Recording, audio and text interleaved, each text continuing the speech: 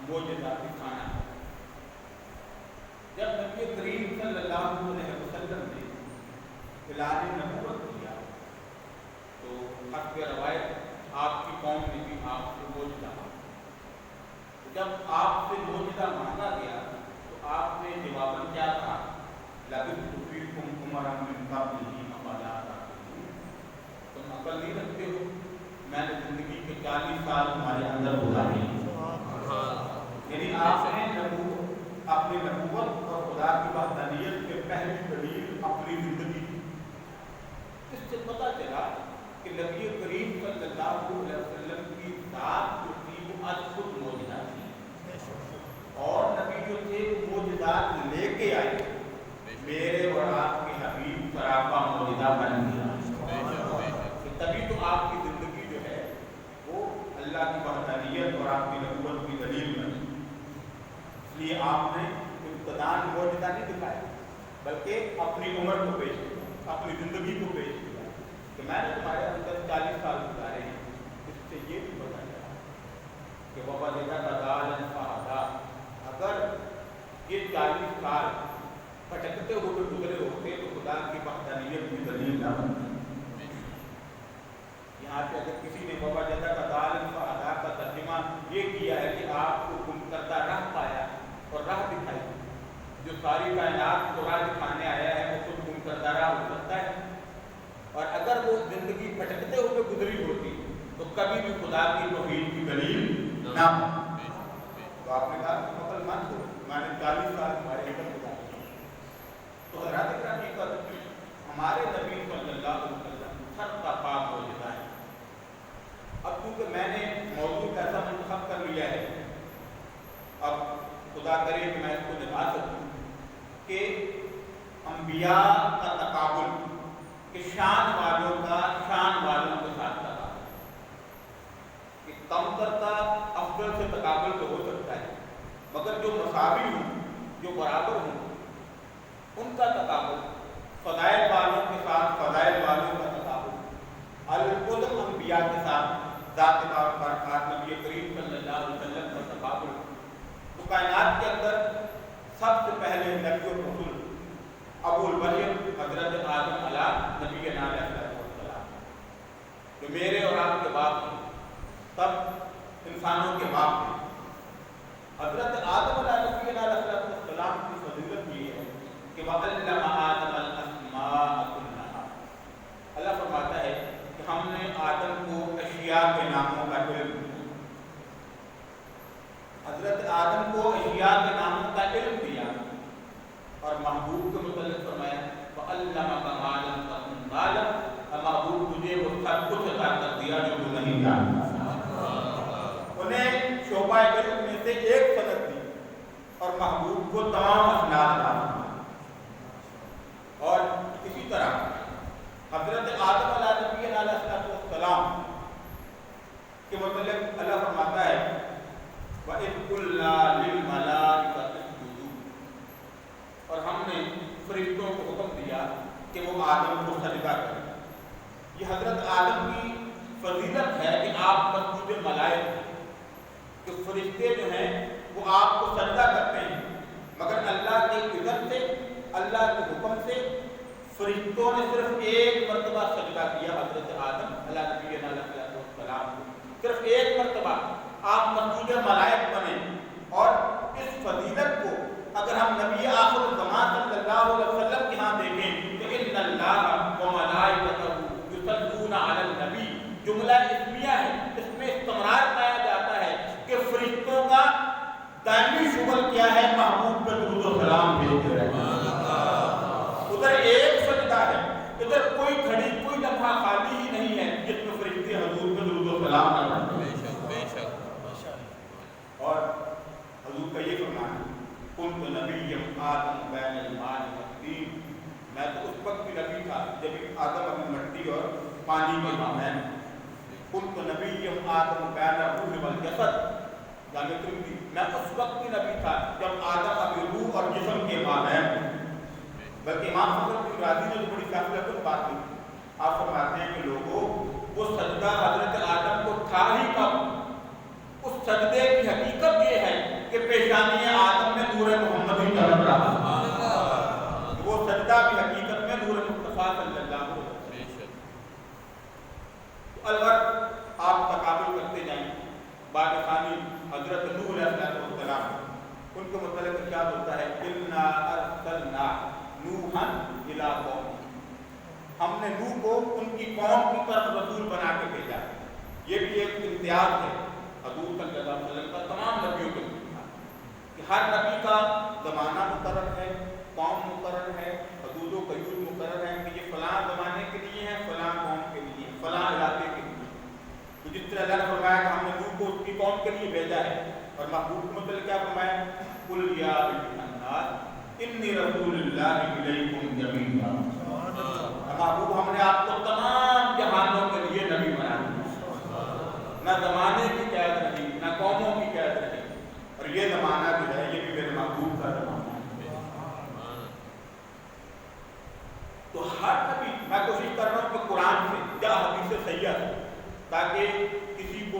हमारी इस गुफ्तगू पे उंगली करने की जरूरत न हो। हजरत याकूब अलैहिस्सलाम अपनी कौम से कहते हैं, जब कौम निजात के लिए आपके पास आती है तो कहते हैं सौफ अस्तगफिरु लकुम रब्बी इन्नहु हुवल गफूरुर रहीम, कि मैं अपने रब से तुम्हारी माफ़ी चाहूँगा, अपने रब से तुम्हारे लिए माफ़ी चाहूँगा, वो गफूरुर रहीम है। यानी हजरत लूत अलैहिस्सलाम, हजरत याकूब अलैहिस्सलाम अपनी कौम से खुद वादा कर रहे हैं कि सौफ अस्तगफिरु लकुम रब्बी, मैं अपने रब से तुम्हारे लिए इस्तग़फ़ार करूँगा। इधर अल्लाह खुद फरमा रहा है वलौ अन्नहुम इज़ ज़लमू अनफुसहुम जाऊका फस्तग़फरुल्लाह वस्तग़फर लहुमुर रसूल लवजदुल्लाह तव्वाबुर रहीमा। हजरत याकूब कहते हैं मैं दुआ मांगूंगा। इधर अल्लाह उम्मत को कह रहा है जब गुनाह हो जाए तो मेरे महबूब के दर पे आता है, और जब मेरा महबूब तुम्हारे लिए इस्तग़फ़ार चाहे तो लवजदुल्लाह तव्वाबुर रहीमा, तुम मुझे तौबा का कबूल कर लेने वाला रब पा लोगे। मुजरम बुलाए आए हैं क्या उसका है मुजरम, अच्छा हमें कहा है कि मेरे महबूब के दर पे जाओ, और महबूब से कहा वो अम्मा साइला फला तनहर, महबूब जब तेरे दर पे आ जाए तो तुम झिड़क ना देना। हमें भेजा है, महबूब से कहा है तुम झिड़क ना देना, तो तुमने झिड़क दिया तो फिर ये और किस दरवाजे में जाए। तो आगे फरमाते हैं कि मुजरम बुलाए आए हैं क्या उसका है तौबा, फिर रद्द कब निशान करीमों के दर की है। ये खुद अल्लाह ने भेजा है, और महबूब की तो ये शान ही नहीं है कि वो किसी को रद्द कर दे। तो हज़रात इकराम अलबर्र अंबिया कराम को जो जो औसाफ़ हमीदा अल्लाह ने अता किए थे, जो जो उनको मौजूदात अता किए थे, वो सारे जमा करके अपने महबूब की झोली में डाल दिए। इसी तरह आप तकाबुल करते चले जाएं। ये टॉपिक बहुत तवील है। मैंने अपनी मस्जिद में तकरीबन इस पे मैं हिसाब लगा रहा था कि 25 जुमे इस टॉपिक पे पढ़ाए हैं, कि ये इतना वसी है मौजूद। तो थोड़े से वक्त में मैं चाहूँगा कि चंद एक बातें जो हैं वो आपको कुछ गुजार कर दूँ। और मारूफ अंबिया इकराम हजरत मूसा अलैहिस्सलाम बड़ी बरगुज़ीदा हस्ती है, और वो नबी हैं जिनका सबसे ज़्यादा कुरान में जिक्र आया है। हज़रत मूसा अलैहिस्सलाम अल्लाह का दुआ करते हैं रब्बि इश्रह ली सदरी, ऐ अल्लाह मेरे सीने को खोल। और अल्लाह अपने महबूब के क्या मुतल्लिक़ फरमाता है अलम नशरह, ऐ महबूब क्या हमने आपके सीने को नहीं खोला। उधर मूसा कह रहे हैं मेरा सीना खोल, तो मांग हो रहे हैं, और बिन मांगे अल्लाह महबूब को कह रहा है अलम नशरह, क्या हमने आपके सीने को नहीं खोला।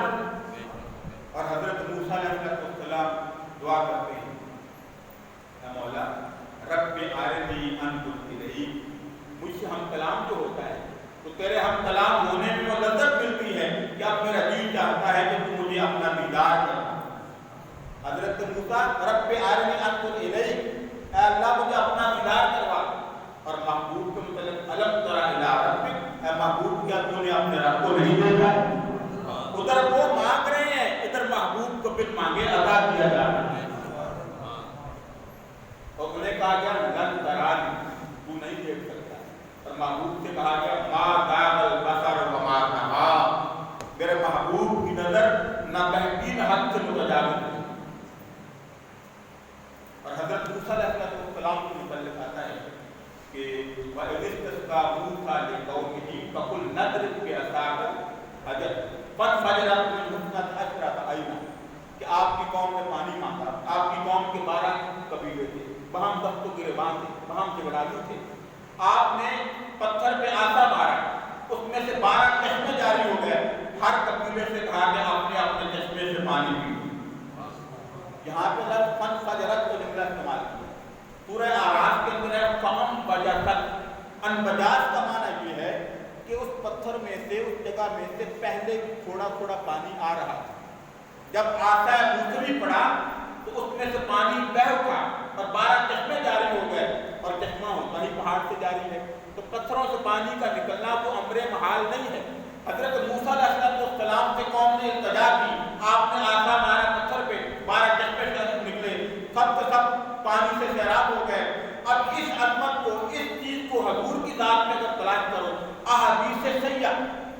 متفق علیہ حدیث ہے اور کبائر صحابہ حدیث کو روایت کرتے ہیں.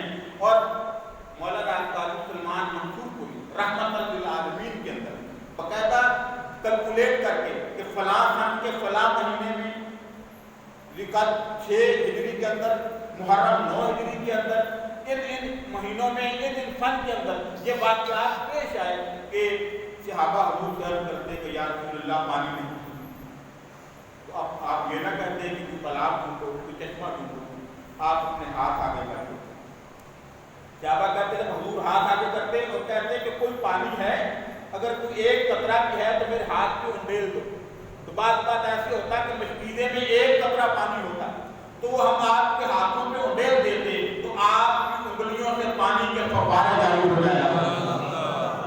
اب آپ مجھے بتائیں کہ ایک انسان کو کتنا پانی ہو سکتا ہے؟ 16 نامہ حدیبیہ پڑھے نا آپ بخاری شریف کے اندر تو 1400 سے زیادہ سے آتا ہے. حضرت جابر کہتے ہیں کہ جب ہم نے حضور سے التجا کی تو حضور نے ہاتھ آگے کیے، پانی گرایا، پانی کے فوارے جاری ہو گئے. ہم نے پی بھی لیا، سواریوں کو پلا بھی دیا اور چاہے حدیبیہ کو بھر بھی لیا، یعنی مستقل طاق کر لیا.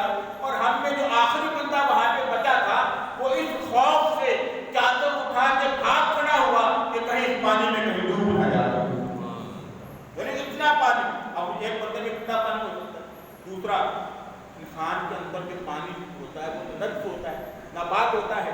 مگر بخاری کے الفاظ ہیں جب حضور کی انگلیوں سے پانی نکلتا تو حضور فرماتے ہیں حیا طہور المبارک والبرکۃ من اللہ، یہ پانی پاک ہے اور اس میں برکت میرے اللہ کی طرف سے ہے. اور مزید فرماتے ہیں کہ وہ پانی جو حضور کی انگلیوں سے جاری ہوا وہ آب زمزم سے بھی زیادہ مقدس پانی تھا، کیونکہ آب زمزم جو ہے وہ حضرت اسماعیل کی ایڑیوں سے جاری ہوا ہے اور یہ پانی جو ہے یہ میرے محبوب کے ہاتھوں سے جاری ہوا ہے.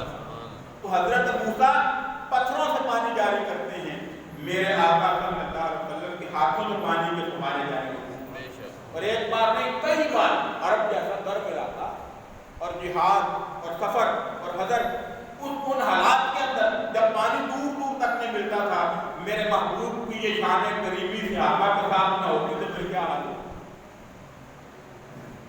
تو حضرت موسیٰ علیہ السلام کا یہ معجزہ ہے حضور کے ہاں اس شان میں موجود ہے.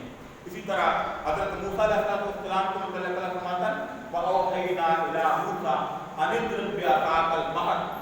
تو جب قوم کو لے کے نکلے، پیچھے فرعون ہے، آگے دریا ہے، تو قوم نے کہا موسیٰ اب تو ہم مارے گئے کہ پیچھے دشمن چڑھایا ہے، آگے دریا ہے. حضرت موسیٰ علیہ السلام نے اپنا آسا مارا، دریا پھٹ جاتا ہے اور رستہ دے دیتا ہے اور قوم گزر جاتی ہے اور اسی رستے سے جب فرعون گزرتا ہے تو اس کو غرق کر دیا جاتا ہے. حضرت موسیٰ علیہ السلام کا یہ معجزہ ہے کہ آپ پانی میں آسا ماریں تو پانی پھٹ جاتا ہے. اس معجزے کو محبوب کریم صلی اللہ علیہ وسلم کی ذات بابرکات میں اگر دیکھو تو بخاری شریف کے اندر، مسلم شریف کے اندر، نسائی میں، ترمذی میں، ابن ماجہ میں، صحیح ابن حبان کے اندر، المستدرک کے اندر، تمام حدیث کی کتابوں کے اندر یہ روایت موجود ہے کہ نبی کریم صلی اللہ علیہ وسلم زمین پہ کھڑے ہیں، چاند روشن ہے، انگلی کا اشارہ کرتے ہیں انشق القمر علی عہد رسول اللہ فرقتین فرقۃ فوق الجبل وفرقۃ من دونہ فصلی اللہ فقال رسول اللہ صلی اللہ علیہ وسلم اشہدوا. حضور نے انگلی کا اشارہ کیا، چاند تو ٹکڑے ہو گیا، ایک پہاڑ کی ایک جانب ہو گیا، دوسرا پہاڑ کی دوسری جانب ہو گیا. تو حضرت موسیٰ کا معجزہ کہ پانی پہ آسا مارے تو پانی پھٹ جاتا ہے، میرے آقا زمین پہ کھڑے ہو کے انگلی کا اشارہ کرتے ہیں، چاند سفینہ گر جاتا ہے.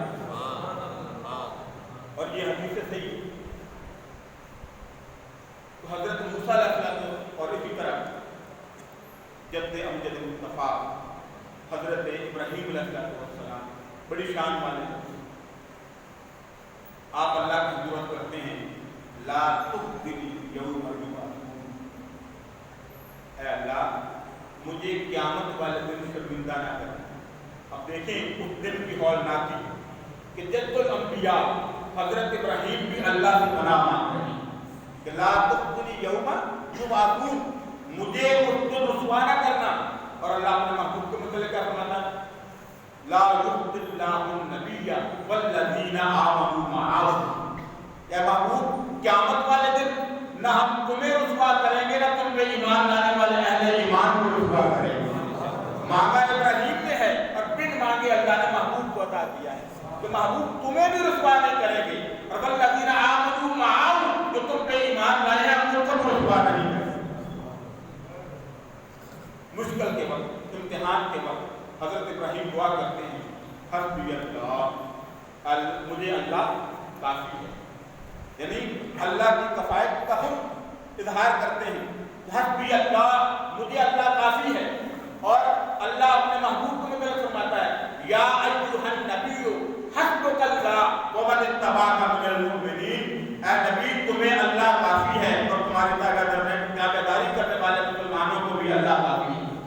حضرت ابراہیم کہے مجھے اللہ کافی ہے، اور ادھر اللہ خود کہے یا ایھا النبی حسبک اللہ ومن اتبعک من المؤمنین، اے میرے محبوب، اے میرے نبی تمہیں اللہ کافی ہے، اور فقط تمہیں کافی نہیں ہے، تمہاری تابعداری کرنے والے اہل ایمان کو بھی اللہ کافی ہے۔ حضرت ابراہیم علیہ السلام دعا کرتے ہیں وَجَعَلْنِي لِسَانَ صِدْقٍ فِي الْآخِرِينَ، اے اللہ میرے ذکر جمیل کو میرے بعد باقی رکھو، میرے ذکر خیر۔ پتہ چلا کہ نیک نامی مانگنا یہ انبیاء کا طریقہ ہے کہ کوئی بندہ یہ خواہش کرے کہ میری دنیا میں نیک نامی، میرے مرنے کے بعد بھی لوگ میرا ذکر خیر کریں، خیر کے ساتھ میرا ذکر کریں، یہ انبیاء کا طریقہ ہے کہ حضرت ابراہیم علیہ السلام دعا کرتے ہیں کہ مولا میرے بعد میرے ذکر خیر کو باقی رکھنا، اور ادھر اللہ اپنے محبوب کو فرماتا ہے وَرَفَعْنَا لَكَ ذِكْرَكَ، اے محبوب ہم نے آپ کی خاطر آپ کے ذکر کو بلند فرما دیا۔ اور حضرت ابراہیم علیہ السلام دعا کرتے ہیں وَجْنُبْنِي وَبَنِيَّ أَن نَّعْبُدَ الْأَصْنَامَ، اے اللہ میری اولاد کو طہارت فکر بھی دینا، طہارت عمل بھی دینا۔ پتہ چلا کہ اولاد کی بھی نیکی کی دعا کرنا یہ میرے جد انبیاء حضرت ابراہیم علیہ السلام کا طریقہ ہے کہ وَجْنُبْنِي وَبَنِيَّ أَن نَّعْبُدَ الْأَصْنَامَ، اے اللہ میری اولاد